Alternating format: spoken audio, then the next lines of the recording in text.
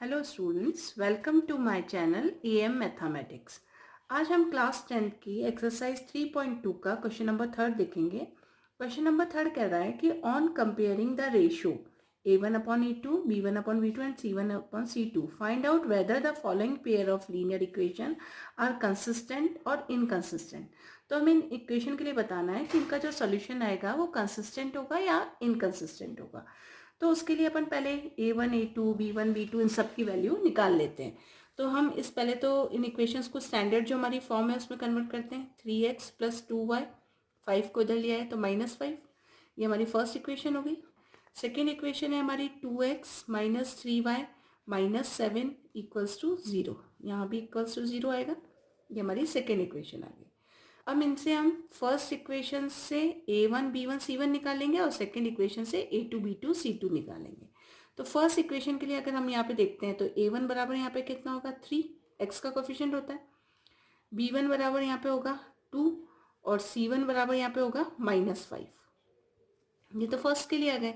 Second equation के लिए हम देखें तो a2 बराबर आएगा हमारा 2, b2 बराबर आएगा -3, b2 क्या होता है y का कोफिशिएंट, और c2 बराबर हमारा यहाँ क्या आ गया -7। ये हमने निकाल लिया। अब हमें देखना है कंसिस्टेंट या इनकंसिस्टेंट। तो उसके लिए हमने पिछले लेक्चर्स में रूल देखे थे। फर्स्ट रूल कहता है कि अगर लाइंस एक दूसरे को इंटरसेक्ट करती हैं तो उनका कंसिस्टेंट सॉल्यूशन होगा। और कंसिस्टेंट के लिए क्या जरूरी था कि a1/a2 is not equals to b1/b2। तो वो कैसा होगा, उनका सॉल्यूशन कंसिस्टेंट होगा। और इनकंसिस्टेंट कब होगा, जब लाइंस पैरेलल होगी। और पैरेलल की क्या कंडीशन थी कि a1/a2 बराबर है b1/b2 के, but not equals to c1/c2। तो इस समय लाइंस क्या होगी, पैरेलल होगी और उनका सॉल्यूशन कैसा होगा, इनकंसिस्टेंट। और इंटरसेक्ट करती हैं तो वो कैसी होती हैं, कंसिस्टेंट होती है। ये सारे रूल हमने कंसेप्ट फर्स्ट जो हमारा लेक्चर था चैप्टर 3 का, उसमें हमने कंसिडर करा था। तो हम निकालते हैं, रेशियो निकालते हैं। तो पहले हम निकाल रहे हैं a1/a2। a1/a2 की वैल्यू आ गई हमारे 3/2। अब b1/b2 निकाल लें।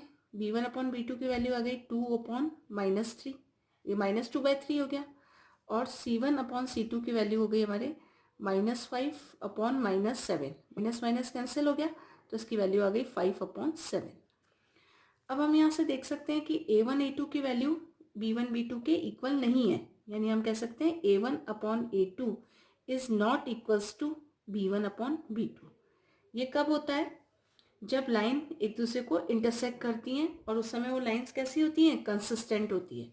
तो इस केस में यही हो रहा है कि 3/, हम इसको यूँ लिख सकते हैं 3/2 इज नॉट इक्वल्स टू -2/3। ये a1/a2 की वैल्यू है और b1/b2 की ये वैल्यू है, तो ये इक्वल नहीं है। मीन्स लाइंस कैसी होंगी, लाइंस का सॉल्यूशन कैसा होगा, कंसिस्टेंट होंगी लाइंस। तो हमने क्या आंसर लिख दिया, लाइंस आर कंसिस्टेंट। यही बताना था क्वेश्चन में कि लाइन कंसिस्टेंट है या इनकंसिस्टेंट है। तो हम यहाँ कह सकते हैं लाइंस आर कंसिस्टेंट। और कंसिस्टेंट लाइन का हम जानते हैं कि यूनिक सॉल्यूशन होता है, वो एक पॉइंट पे काटती है। तो हमें यहाँ सिर्फ यही बताना था, सॉल्यूशन नहीं निकालना था, सिर्फ बताना था कि वो कंसिस्टेंट है या इनकंसिस्टेंट। तो ये हमारा आंसर आ गया। अब एक्सरसाइज 3.2 का क्वेश्चन नंबर 3 का सेकेंड पार्ट हम सॉल्व करेंगे। ये हमारे पास दो इक्वेशन है, वही हम इसको इस फॉर्म में कन्वर्ट कर लेंगे। कॉन्स्टेंट टर्म को एक साइड ले आएंगे, लेफ्ट हैंड साइड ले आते हैं तो 8 प्लस का है तो माइनस हो गया, इक्वल्स टू 0। ये हमारी फर्स्ट इक्वेशन हो गई। सेकेंड इक्वेशन में भी यही किया हमने, 4x - 6y, 9 को इधर लाए तो वो माइनस का हो गया। ये हमारी हो गई सेकेंड इक्वेशन। अब इनसे a1 b1 और c1 की वैल्यू निकाल लेते हैं। a1 हमारा क्या है, 2 है। b1 हमारा यहाँ पे है -3, y का कोफिशिएंट -3 है। और c1 की जगह यहाँ पे क्या है, -8 है। इसी तरह से सेकेंड इक्वेशन में हम करेंगे। तो सेकेंड के लिए हम नाम दे देते हैं इन कॉन्स्टेंट्स का, a2 b2 और c2। a2 है x का कोफिशिएंट, उसकी वैल्यू है 4, और b2 है y का कोफिशिएंट, उसकी वैल्यू है -6, और c2 बराबर क्या है, -9। अब हम इनका रेशियो निकालेंगे, a1/a2, b1/b2 and c1/c2। a1/a2 करा, वैल्यू रख दी हमने 2/4, ये आया 1/2, ये वैल्यू आ गई। अब अपन ने निकाला b1/b2, तो b1/b2 की वैल्यू क्या आई, -3/, -6, माइनस माइनस कट गया, 3 वन जा 3, 3 टू जा 6, यानी क्या वैल्यू आ गई इसकी 1/2। अब C1/C2 निकाला, C1/C2 निकाला तो ये हुआ -8 -9, इसकी वैल्यू है 8/9। यहाँ हम देख सकते हैं A1/A2 और B1/B2 इनकी वैल्यू इक्वल आई, 1/2 आई। तो हम क्या लिख सकते हैं कि A1/A2 is equals to B1/B2, but this is not equals to C1/C2, क्योंकि C1/C2 की वैल्यू डिफरेंट आई है, 8/9 आई है। तो ऐसा केस कब होता है, जब लाइंस पैरेलल होती हैं, और जब लाइंस पैरेलल होती हैं तो वो इक्वेशन कैसी होती है, इनकंसिस्टेंट होती है। तो यहाँ हम कह सकते हैं क्योंकि A1/A2 1/2, B1/B2 की वैल्यू आई 1/2 और C1/C2 आई 8/9, ये दोनों तो बराबर है लेकिन ये बराबर नहीं है। तो हमारा आंसर क्या हो गया, हमें ये बताना था कि लाइंस कंसिस्टेंट है या इनकंसिस्टेंट है। अब ये वाला कंडीशन होल्ड कर रही है तो लाइंस पैरेलल है, और पैरेलल जब लाइंस होती हैं तो उनका सॉल्यूशन कैसा होता है, इनकंसिस्टेंट होती है। तो हम क्या लिखेंगे यहाँ पे आंसर, लाइंस आर इनकंसिस्टेंट, ये हमारा आंसर आ गया। एक्सरसाइज 3.2 का क्वेश्चन नंबर थर्ड करेंगे। तो ये हमारी इक्वेशंस दे रखी हैं।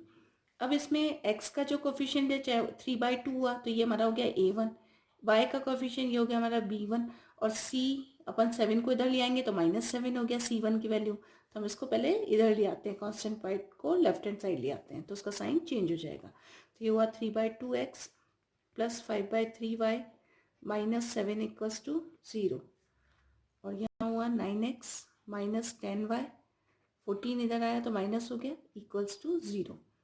अब A1 की वैल्यू यहाँ पे क्या हुई 3/2, B1 की वैल्यू 5/3 और C1 की वैल्यू हो गई हमारी -7। इसी तरह से A2 की वैल्यू हुई 9, B2 की वैल्यू हुई -10 और C2 की वैल्यू हो गई यहाँ पे -14।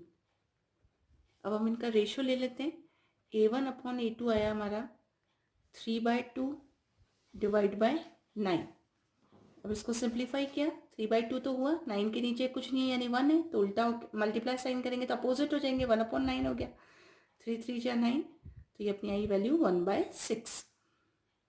अब हम निकालते हैं B1/B2, B1/B2, B1 की वैल्यू है 5/3 और B2 की वैल्यू है -10। तो इसको किया हमने प्लस, ऊपर प्लस नीचे माइनस है तो माइनस साइन आ जाएगा, -5/3 इंटू 1/10, 5 2 जा 10, ये वैल्यू आई -1/6। अब C1/C2 निकालें हम, C1/C2 कैलकुलेट करें तो वो आया -7/14, माइनस माइनस कट गए, 7 1 जा 7, 7 2 जा 14 यानी 1/2। यहाँ हमको दिख रहा है कि A1/A2 और B1/B2 ये अलग अलग है, वैल्यू सेम है बट साइन अलग है, तो ये दोनों क्या हो गए, डिफरेंट हो गए, यानी A1/A2 B1/B2 इज नॉट, मतलब एक दूसरे के इक्वल नहीं है, और ये C1/C2 के इक्वल भी नहीं है। तो हम लिख सकते हैं A1/A2 is not equals to B1/B2 and this is not equals to C1/C2। ऐसा केस कब होता है, जब A1/A2 B1/B2 के बराबर नहीं होता, मीन्स लाइंस इंटरसेक्ट करती हैं, और जब लाइन इंटरसेक्ट करती हैं तो कैसी होती है line, consistent pair of equation. तो इसका आंसर आ गया हमारा, lines are consistent, lines are consistent,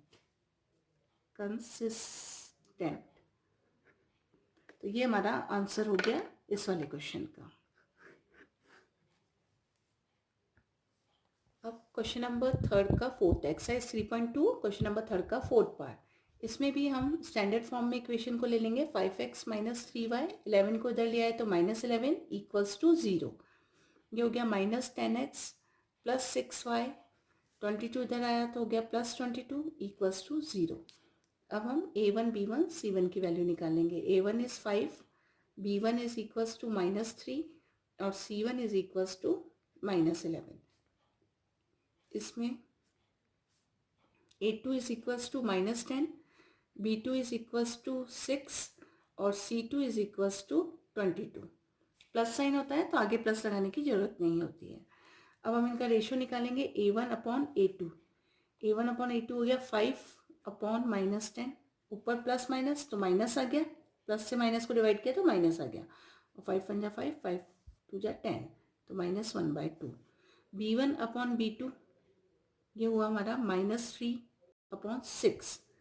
अब ये क्या हुआ, 3 1 जा 3, 3 2 जा 6, B1 अपॉन B2 आ गया -1/2 के।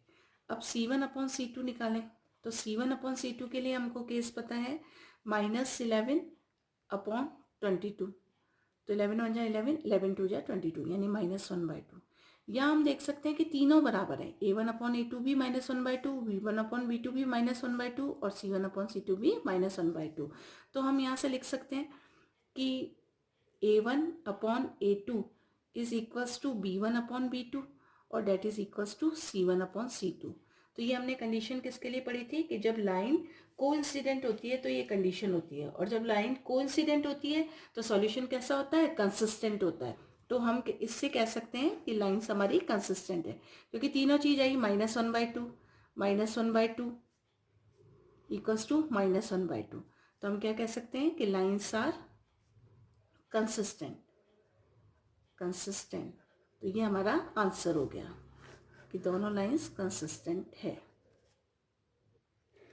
अब एक्सरसाइज 3.2 का क्वेश्चन नंबर 3 का 5th पार्ट, वही हमारी लाइन की इक्वेशन आ गई, स्टैंडर्ड फॉर्म में बदल लेते हैं। 4/3x प्लस 2y, 8 को उधर लिया है तो -8 हो गया। इस वाली सेकेंड इक्वेशन में 2x प्लस 3y, 12 अगर अपना आ जाएगा लेफ्ट हैंड साइड तो -12 हो गया इक्वल्स टू 0। A1 की वैल्यू यहाँ पे है 4/3, B1 की वैल्यू है यहाँ पे 2 और C1 बराबर है -8। अब 8 को हम यहाँ इधर ले आए थे तो उधर क्या बच गया, 0 बच गया, तो हमको इक्वल्स टू 0 लिखना चाहिए। अब इधर क्या हो गई, A2 की वैल्यू हो गई 2 और B2 की वैल्यू हो गई यहाँ पे 3 और C2 की वैल्यू यहाँ पे हो गई -12। अब हम इनका रेशियो कैलकुलेट करते हैं।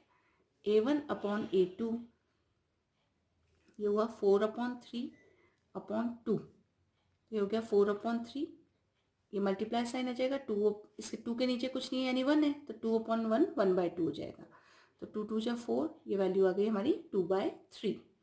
अब हम निकालते हैं B1 upon B2, B1 upon B2 2/3 आ रहा है, 2/3 आ गया।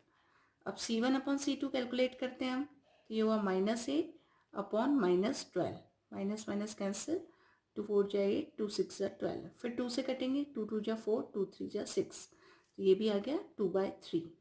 अब यहाँ हम देख सकते हैं A1 upon A2, B1 upon B2, C1 C2 तीनों ही बराबर हैं, और जब तीनों बराबर होते हैं तो लाइन्स हमारी क्या होती हैं, एक दूसरे के संपाती होती हैं और उनका सॉल्यूशन कंसिस्टेंट होता है। तो हम लिख सकते हैं A1 upon A2 is equals to B1 upon B2, it is equals to C1 upon C2। तो इनकी वैल्यूज़ क्या रख सकते हैं हम, 2/3 is equals to 2/3 is equals to 2/3। तो हमारा सॉल्यूशन या लाइंस क्या हो गई हमारी, कंसिस्टेंट हो गई। तो हमारा आंसर आ गया lines are consistent, lines are consistent, this is our answer. इस तरीके से आज के लेक्चर में हमने क्वेश्चन नंबर 3 के सारे सॉल्यूशंस दिए। Thank you.